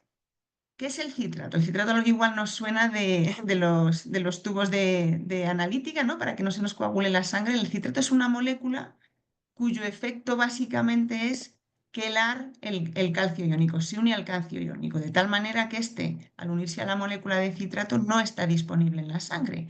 ¿Qué efecto tiene esto en la práctica? Pues si revisamos un poco la fisiopatología de la cascada de coagulación, el calcio está presente como catalizador en muchas de las reacciones que tienen lugar en la cascada de coagulación. Si yo quelo el calcio, inhabilito este calcio iónico, no está disponible, voy a ejercer una anticoagulación muy potente porque voy a actuar a distintos niveles de esta cascada de coagulación. De ahí su efecto anticoagulante.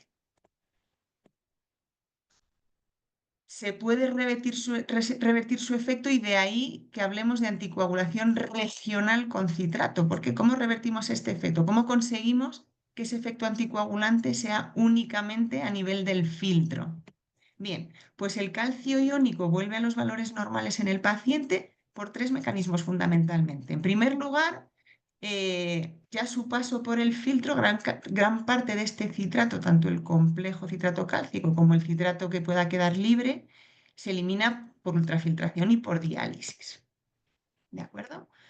Aparte, una vez que la sangre retorna al paciente, nosotros administramos una perfusión de calcio. La máquina calcula qué cantidad de calcio tiene que administrar al paciente en función de la dosis de citrato que yo esté utilizando.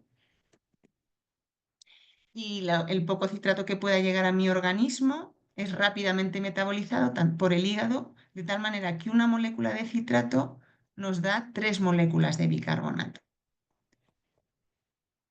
Si echamos un vistazo a cómo sería un circuito de un paciente que está utilizando anticoagulación regional con citrato, pues necesitaremos una bomba prebomba con una solución comercializada de citrato, ¿de acuerdo? El citrato se administra en forma de bolsa de hemofiltración comercializada específicamente para este fin y se coloca en la bomba prebomba. ¿De acuerdo? Entonces necesitaremos un circuito con una bomba prebomba. Esto a su vez actúa como reposición prefiltro. Necesitaremos también prestar atención a los líquidos de diálisis que utilicemos, ya que estos no podrán contener calcio porque si no revertiríamos el efecto anticoagulante que estamos buscando con el citrato. Entonces usaremos líquidos de diálisis específicos sin calcio. Podemos, si queremos, añadir, aparte de la sustitución que estamos haciendo en la bomba prebomba con la solución de citrato, si queremos podemos añadir una sustitución post-filtro. Y luego necesitaremos una infusión de calcio que se carga en la jeringa del propio circuito para reponer ese calcio que hemos perdido al utilizar esta anticoagulación regional con citrato. ¿Dónde va esta infusión de calcio? Pues puede ir a 2 lugares. Podemos ponerla en el propio retorno, como vemos en este primer esquema, directamente en el retorno de sangre al paciente, infundir el calcio de tal manera que no necesitamos una vía adicional para reponer este calcio, pero al infundirlo en la línea de retorno aumentamos el riesgo de que el catéter se trombose. Entonces, otra opción sería infundir el calcio directamente al paciente mediante una vía venosa central independiente para este motivo. La dosis de citrato inicial que programamos es de en torno a 2,5 milimoles por litro. Iremos titulando esa dosis en función del objetivo de calcio iónico postfiltro, que varía un poco según los protocolos de los centros, pero entre 0,25, 0,35 o 0,4 milimoles por litro para obtener ese efecto anticoagulante deseado. Es muy importante cuando utilizamos anticoagulación regional con citrato que hagamos controles periódicos tanto del calcio iónico del paciente, por un lado también por ver si estamos reponiendo el suficiente calcio para evitar hipocalcemia o si nos estamos pasando para producir hipercalcemia. Y también es importante vigilar el pH y el bicarbonato y explicaremos ahora un poquito después por qué. Recuperamos nuestra lista de anticoagulante ideal y veamos si el citrato cumple estos criterios. ¿Es eficaz para evitar la formación de trombos en el circuito? Sí. Me interesaría saber también si es igual de eficaz o más eficaz que otras técnicas. Existen numerosos estudios que han comparado el efecto anticoagulante, la eficacia del citrato con respecto a la heparina. Y de toda la literatura que existe, esto es solo un ejemplo, hay muchos más, ¿de acuerdo? Pero sí es cierto que el citrato parece aumentar la vida media de los filtros con respecto a la heparina. ¿De acuerdo? Este estudio ha sido realizado en adultos, pero es una revisión muy buena de estudios clínicos muy potentes que incluyen gran cantidad de pacientes eh, y ofrece los mismos resultados de los que hemos visto anteriormente, ¿no? Que el citrato sí que parece aumentar la vida media de los filtros. Al aumentar la vida media del filtro, también tenemos menor necesidad de transfusión. Perdemos menos filtros, perdemos menos sangre del paciente, tenemos que transfundir menos. Al no ser heparina, disminuye la incidencia de trombopenia inducida por heparina, y al ser una anticoagulación regional y no producir efectos sistémicos en el paciente, disminuye mucho ese riesgo hemorrágico. Este es un ejemplo de un estudio que hicimos en nuestra unidad, en el que vemos efectivamente estos mismos hallazgos, en los que la vida media de los filtros es claramente mayor en aquellos que están con citrato que los que están con heparina. ¿De acuerdo? Y en este esquema podemos ver este esquema de supervivencia de los filtros, ¿no? Como aquellos que están con citrato pues se ven claramente beneficiados. Igual sucedió en este mismo estudio con las plaquetas. Vemos cómo la evolución de los niveles de plaquetas es mucho mejor, el perfil es mejor en pacientes con citrato que en aquellos con heparina. Veamos más ítems del citrato. Es eficaz. Bien, es eficaz y es más eficaz que la heparina. Además, es más eficaz a la hora de evitar el riesgo hemorrágico. La disponibilidad es verdad que sigue siendo a nivel mundialmente global algo menor que la heparina, pero cada vez más centros van disponiendo de la posibilidad de realizar anticoagulación con citrato, y un ejemplo muy bonito de ello es el estudio We Rock, que lleva ya varios años funcionando, y claramente ha habido un cambio en la proporción de pacientes en los que se utiliza citrato con respecto a la heparina, cada vez es más. Tenemos administración protocolizada, existen ya protocolos y guías de recomendación sobre cómo utilizar el citrato. Es fácil de monitorizar, solamente necesitamos gases sanguíneos, tanto del circuito para ver el calcio postfiltro como del paciente. La vida media corta, bueno, relativamente el efecto no lo puedo revertir de manera tan fácil y no tenemos un antídoto específico. Entonces, esta sería una pequeña desventaja. Otra pequeña desventaja serían los efectos secundarios que ahora veremos en esta diapositiva, que son plausibles pero no son frecuentes. Sobre todo si yo sigo un protocolo estricto y una monitorización estrecha de mi paciente, el riesgo de estos efectos secundarios es mínimo. El primero al que vamos a hacer referencia es la sobrecarga de citrato, es decir, está llegando más cantidad de citrato a mi organismo del que me gustaría. En el caso de sobrecarga, ese citrato en exceso que llega al organismo del paciente, hemos visto en las primeras diapositivas sobre el citrato que el hígado lo metaboliza a bicarbonato. Cada molécula de citrato nos da 3 moléculas de bicarbonato. Entonces, lo que veremos es una alcalosis metabólica y ya está. En principio no tendríamos ningún problema nada más que darnos cuenta que nuestro paciente está alcalótico. ¿De acuerdo?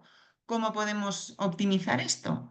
Pues disminuyendo la cantidad de citrato que llega a mi paciente. ¿Y cómo disminuyo esa cantidad de citrato? Pues o bien disminuyendo el flujo de sangre, o bien aumentando la diálisis y reposición para aumentar esa eliminación a nivel del filtro, o bien disminuyendo la dosis de citrato si mis controles de calcio iónico postfiltro lo permiten. El siguiente efecto secundario, que este sí es más grave, es la intoxicación por citrato. En este caso está llegando más citrato al organismo, pero el organismo ya pierde esa capacidad de compensar ese exceso de citrato y no es capaz de metabolizarlo. Entonces se acumula el citrato circulante en nuestro organismo y lo que veremos es una acidosis metabólica, porque el citrato es un ácido, acidosis metabólica con anión GAP elevado, Además, ese citrato libre va a quelar el calcio, entonces veremos una disminución en el calcio iónico de mi paciente y en principio no afecta el calcio total. El citrato no actúa sobre el calcio total, de tal manera que el ratio calcio total y calcio iónico será mayor de 2,5. Y esta es una de las cosas que me ayuda a diagnosticar este problema. Este ha sido la intoxicación por citrato ha sido un tema de preocupación, pero cada vez tenemos más evidencia de que utilizando de manera juiciosa la anticoagulación regional con citrato es segura en todo tipo de pacientes, incluso en pacientes con fallo hepático en los que se preveía una menor capacidad de eliminar el citrato, ¿de acuerdo? Por lo tanto, el citrato es seguro para utilizar en nuestros pacientes, lo único que tenemos que ser cuidadosos a la hora de hacer los controles necesarios. Y luego podemos aplicar medidas no farmacológicas que también nos ayuden a disminuir ese riesgo de coagulación de nuestro circuito. ¿Cuáles serían estas medidas no farmacológicas? Bueno, pues en primer lugar, la modalidad de técnicas de depuración extrarrenal continua también influyen y la hemodiafiltración venovenosa continua parece mejorar la vida media de los filtros. También podemos optimizar esa vida media de los filtros en función de si colocamos la reposición prefiltro o postfiltro o mixta, pre y postfiltro. La reposición prefiltro, al diluir la sangre antes de que ésta pase por el filtro, parece que disminuye la incidencia de coagulación del propio filtro como tal. ¿Cuál sería el problema? Que aumenta el riesgo de coagulación de la cámara cazaburbujas, porque la reposición postfiltro en los sets de Prismaflex, que son los que se utilizan en muchos de nuestros centros, la reposición postfiltro cae directamente a esa cámara cazaburbujas. Entonces, si yo solo tengo reposición prefiltro, no se me coagula tanto el filtro, pero al final termino teniendo que cambiar el circuito porque se me ha coagulado la cámara cazaburbujas. Otra cosa que pareciera influir sería el flujo de sangre.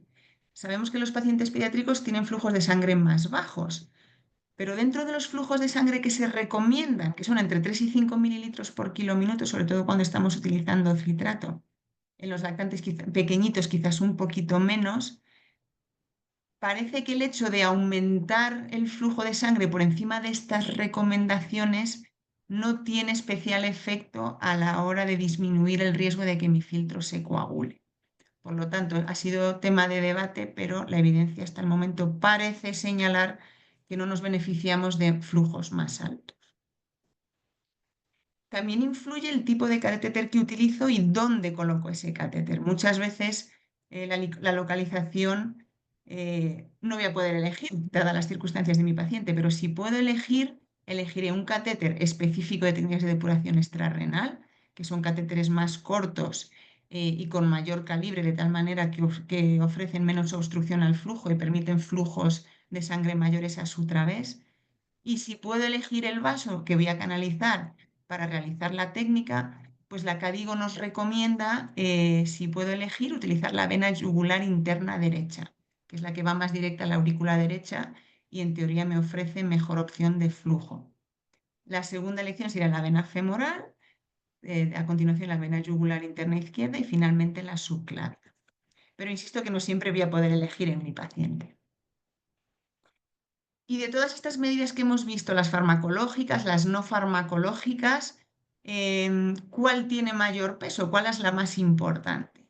Bueno, pues este estudio también reciente de 2024 de la Sociedad Internacional de Nefrología Pediátrica han analizado precisamente qué medidas influyen directamente en la vida media de los filtros y desde luego el citrato es el factor que más mejora esa vida media de los filtros, tanto si lo comparamos con heparina como si lo comparamos con ninguna anticoagulación, como podemos ver aquí en el gráfico.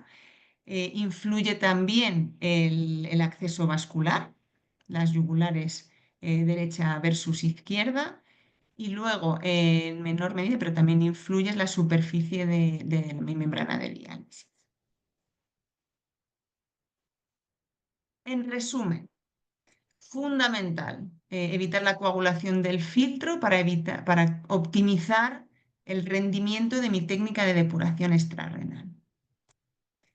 Para ello podemos aplicar medidas no farmacológicas que acabamos de ver, también medidas farmacológicas y dentro de las medidas farmacológicas aquellas que minimicen mi riesgo trombohemorrágico durante la terapia y parece que la técnica de elección es el citrato. ¿De acuerdo? Mejora la duración de los circuitos, disminuye el riesgo de hemorragias, menor necesidad de hemoderivados, menor incidencia de trombopenia y se ha visto que es seguro.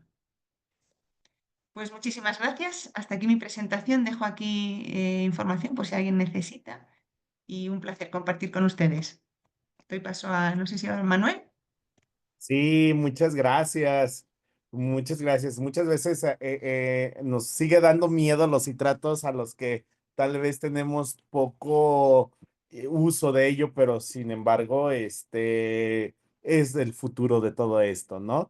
Muy bien, pues muchas gracias. Antes de pasar a la sesión de preguntas y respuestas, solamente me atrevo a compartir realmente un recordatorio y no olviden que del día 5 al 8 de noviembre tenemos el 17º Congreso Latinoamericano de Cuidados Intensivos Pediátricos en Mérida, México 2025.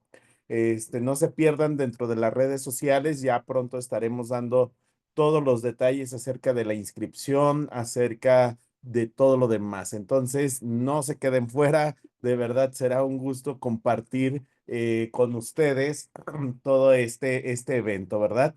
Le pido, por favor, doctora Mayerly, doctora Sara, si pueden prender su cámara, por favor, y también, bueno, pues vamos a hacer un par de preguntas que nos dejaron y pues bueno, yo creo que si quieren las vamos pimponeando en una y otra persona, si no tienen inconveniente, ¿verdad? Bueno, pues empiezo con la primera pregunta y preguntan, ¿el volumen de distribución alterado en el niño crítico, cómo afecta la dosis de terapia formulada por el médico y de los diferentes medicamentos? Normalmente se ajustan antibióticos, pero deberíamos de manera rutinaria ajustar sedantes, opioides, vasopresores. Esta sería la pregunta.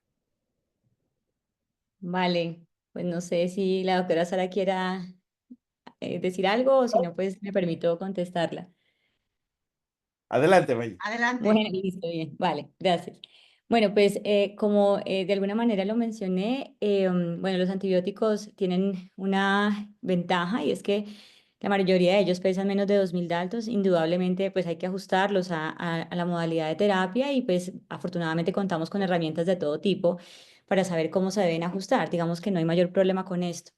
La zona gris estaba muy bien como lo plantea la persona que hace la pregunta y son aquellos fármacos que tienen pesos moleculares intermedios, aquellos que pesan entre 2000 y 15000 daltons, que efectivamente corresponden a los vasoactivos, a los sedantes, a la insulina, etcétera. Pero afortunadamente, aunque estos fármacos se pueden mover a través de estas técnicas, se pueden depurar, la ventaja es que el clínico tiene la posibilidad de ajustarlos de acuerdo a la respuesta clínica del paciente. O sea, un vasoactivo claramente se ajusta, se aumenta o se reduce dependiendo de la respuesta como tal del paciente. Y ustedes como intensivistas saben perfectamente cuándo requiere más nora, vaso, etcétera. Entonces, afortunadamente todos estos fármacos que se ubican en esta área gris, para los que no existe una forma exacta de ajuste, pues, o clara, pues realmente la respuesta clínica en el paciente es la que guía finalmente al clínico a la hora de hacer un ajuste en cuanto a la dosis.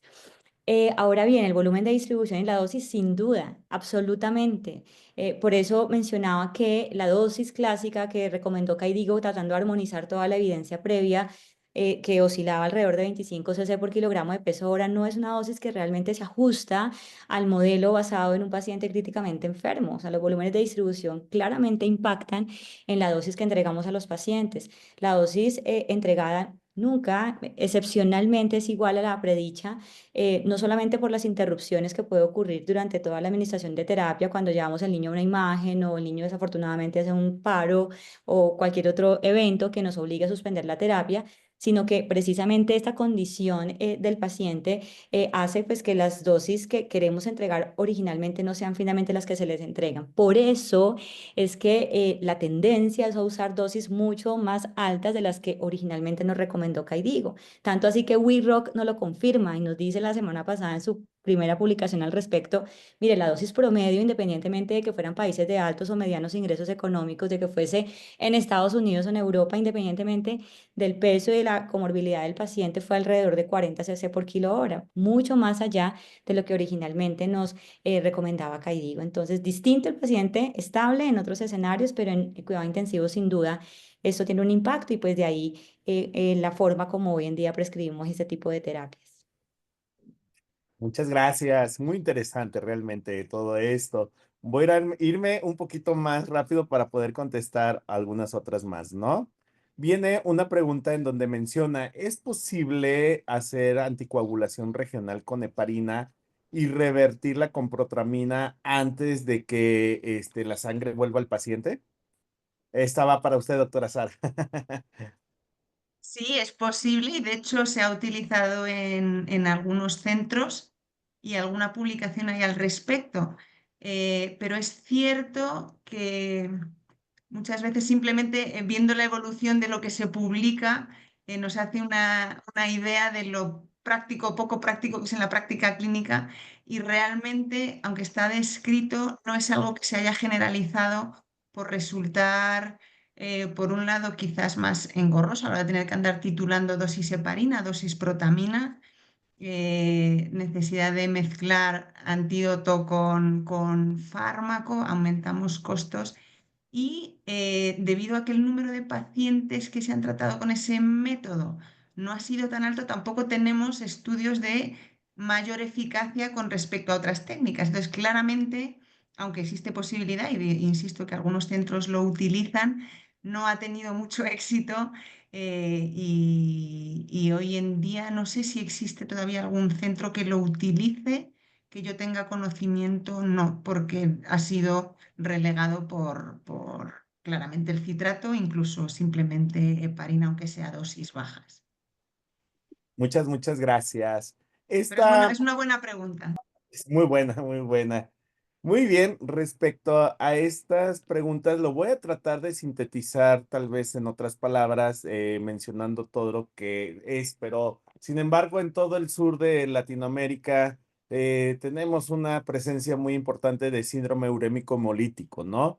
Y pues para sintetizar un poquito la pregunta es, con los avances en tecnología para hemodiálisis y hemodiafiltración en niños pequeños, creemos que en el futuro la diálisis peritoneal podría dejar de ser la primera opción y teniendo en cuenta que con terapias extracorpóreas es posible resolver el problema en aproximadamente 2 horas al día, en contraste con los tiempos prolongados de la irritación peritoneal asociada a la diálisis peritoneal. Podríamos ver algún cambio en la práctica clínica y dentro de este contexto, bueno, ¿cuál sería el peso mínimo para realizar la hemodiálisis o la hemodiafiltración en neonatos o lactantes? ¿Más de 3 kilos, menos de 3 kilos? No sé si ambas quieran contestar una parte y una parte. Te pides, Mayerly. Bueno, vale, listo.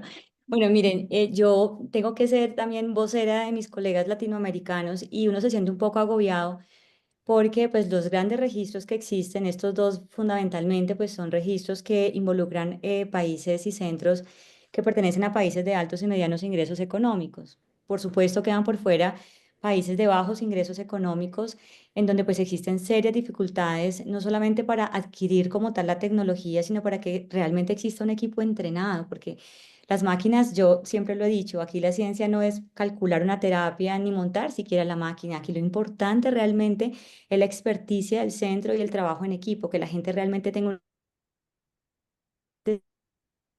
digamos, se logra hacer un número de terapias importante a lo largo del tiempo.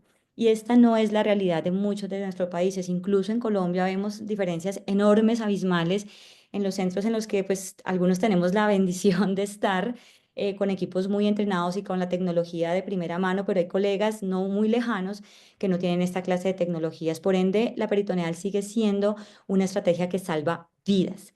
Y a la hora de instaurar una terapia de sustitución renal, pues bueno, hay que colocar la que el equipo tenga y con la que se sienta más confiado y más entrenado, porque el principio hipocrático sin duda es no hacer daño. Entonces, si no hay suficiente entrenamiento, no contamos con la tecnología suficiente o el equipo realmente entrenado, la peritoneal seguirá siendo una excelente estrategia.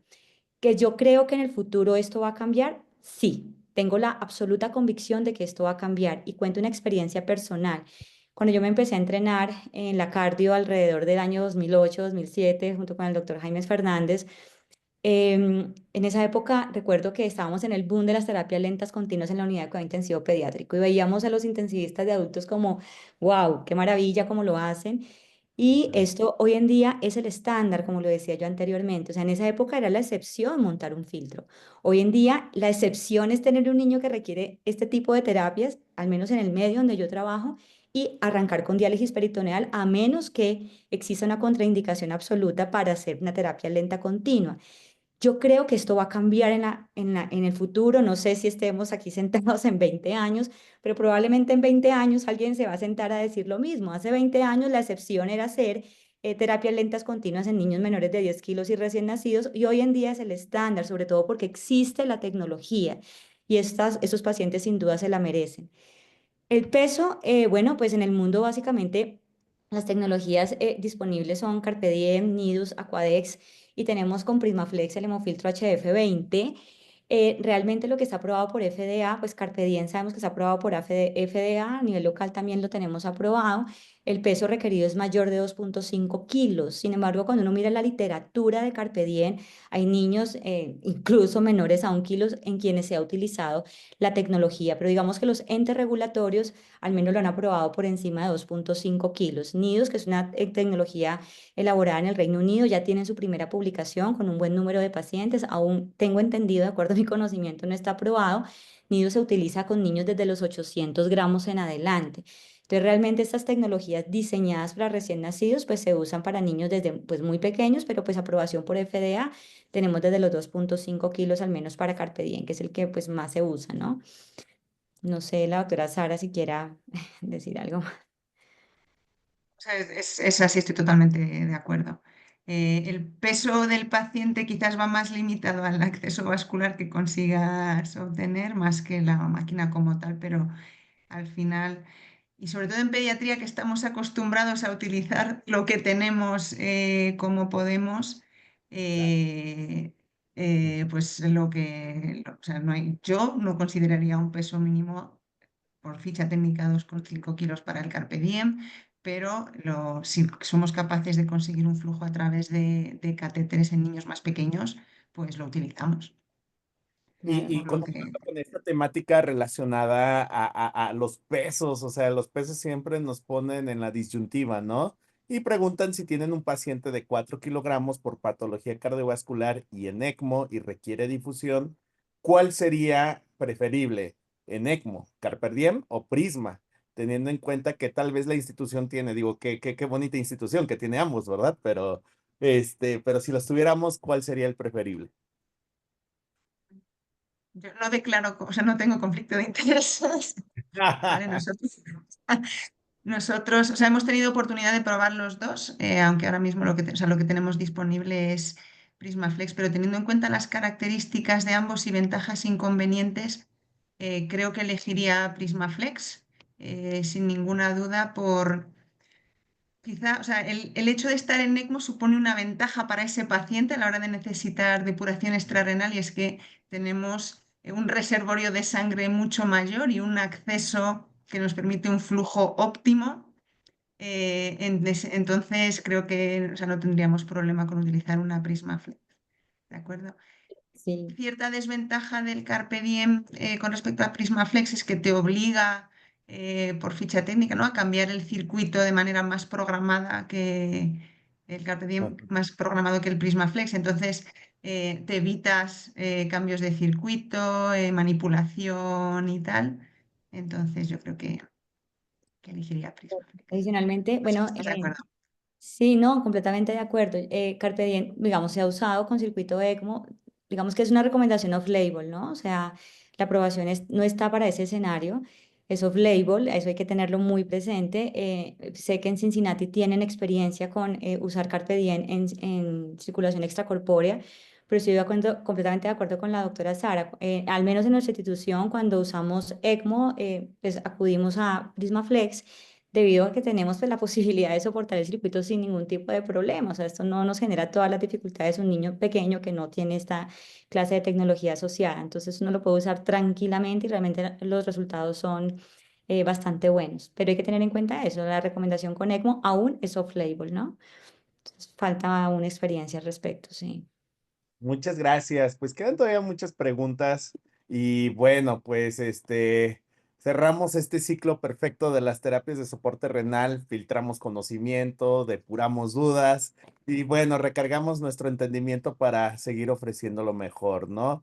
Les agradezco muchísimo este equipo multidisciplinario de intensivistas y de nefrólogos. Creo que es algo que de pronto cuando iniciaron las terapias de reemplazo renal continuo dentro de la sala de medicina crítica, hubo una pelea, ¿no? Al inicio, porque de pronto quién lo lleva, quién lo hace y todo eso. Y lo que hemos descubierto es que es un trabajo en conjunto, ¿verdad? Les agradezco yo de parte mía, muchísimo, aprendí muchísimo, es un tema que me apasiona y de verdad hoy estoy fascinado con todo lo que nos dijeron, ¿no? Y pues bueno, voy a dejar al doctor Jaime, al doctor Silvio para que den el cierre de esta sesión. Y muchas gracias y también gracias Sara hasta España que nos aguantaste hasta altas horas de la noche ayer y hoy también a otras horas distintas. Mayerly, muchas gracias. Gracias, Muchas gracias a Placer. ustedes. Muchísimas gracias. Bueno, amigos, ha sido un evento con muchos asistentes. Han estado casi 160 personas conectadas. Así que la verdad que las charlas, las pláticas fueron de alto nivel. Muy agradecidos. Los saludamos con Jaime Fernández Sarmiento. Y bueno, este ha sido el primer Café Slasi del 2025. Saludos a toda Latinoamérica. Estamos viendo. Jaime, adelante, si quieres cerrar tú. Sí, Silvio, muchas gracias y también despedirnos, agradecerles a todo su tiempo y sobre todo a los conferencistas, a Mayerly, a Sara, al doctor Goldstein. Y bueno, muchas gracias por acompañarnos en nuestro primer café SLACID del año. Un fuerte abrazo para todos. Chao, chao.